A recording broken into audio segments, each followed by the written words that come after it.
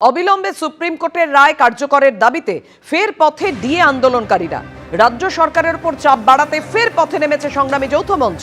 Subodh Mallick square থেকে রানী Rashmoni avenue পর্যন্ত মিছিল।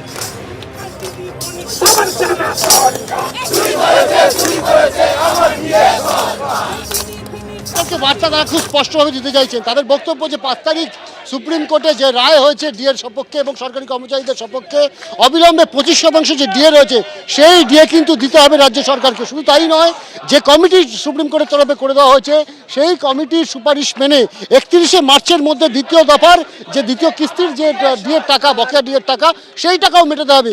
বাকি যে 50% সেই 50% সুপ্রিম কোর্টের করে দেওয়া যে গঠিত কমিটি, সেই কমিটির সিদ্ধান্ত নেবে যে কত দফায় সেই টাকা রাজ্য সরকার সরকারি কর্মচারীদেরকে ফেরত দেবে।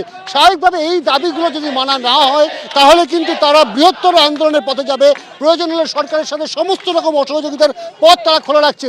এবং এই মুহূর্তে কিন্তু কার্যত বলা যায় যে সরকারি কর্মচারীরা রাস্তায় নেমে তারা বার্তা দিতে চাইছেন যে কোনোভাবে সুপ্রিম কোর্টের এই যে রায়, সেই রায়কে অমান্য করলে তারা কিন্তু বৃহত্তর পদক্ষেপ নেবেন এবং সেই পদক্ষেপ হতে পারে সরকারের সাথে সর্বস্তরের অসহযোগিতা।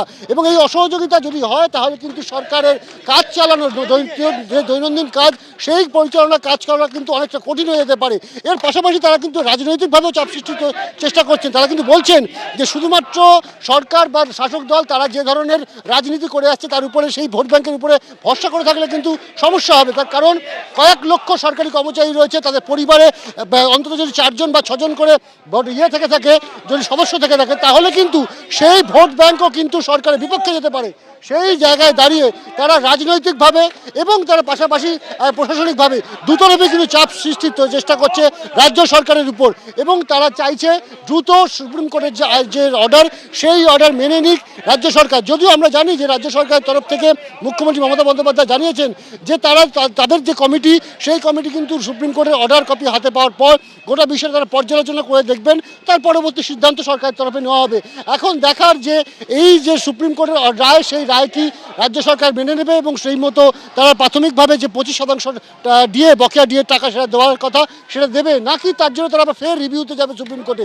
ফলত এই যে ধোঁয়াশা পরিস্থিতি রয়েছে, সেই জায়গায় দাঁড়িয়ে আজকে সংগ্রামী যৌথ মঞ্চের তরফ থেকে রাজ্য সরকারের উপরে চাপ তৈরির চেষ্টা চলছে, যাতে সরকার দ্রুত সুপ্রিম কোর্টের যে অর্ডার বা যে রায়, সেই রায়ের ইমপ্লিমেন্টেশন করে এবং সেই রায় যাতে দ্রুত প্রতিফলিত হয় প্রত্যেক সরকারি কর্মচারীর জীবনে, সেই চেষ্টা তারা করছেন। এবং সেই কারণেই কিন্তু তারা আজকে সুবোধ মল্লিক স্কোয়ার থেকে শহীদ মিনার পর্যন্ত এই মিছিল করছেন। এরপর প্রতিবাদ সভা করবেন সেখানে। স্বাভাবিকভাবেই তাদের সেখান থেকে দাবি থাকবে। ইতিমধ্যে আমরা জানি যে কল্যাণ বন্দ্যোপাধ্যায় একটি মন্তব্য করেছেন যে 31শে মার্চ পর্যন্ত সুপ্রিম কোর্ট সময় বেড়ে দিয়েছে, এত ব্যস্ততার কি আছে। তার পাল্টাও কিন্তু ভাস্কর ঘোষদের তরফ থেকে মন্তব্য এসেছে। তারা বলছেন যে ইমিডিয়েট শব্দের অর্থ কি, এটা এই অর্থ কল্যাণবাবু যদি একটু বুঝিয়ে দেন তাহলে ভালো হয়।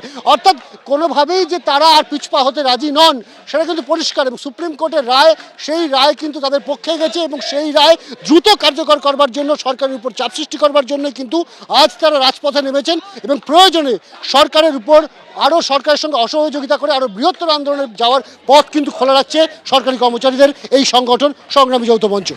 এবিপি আনন্দ, এগিয়ে থাকে, এগিয়ে রাখে।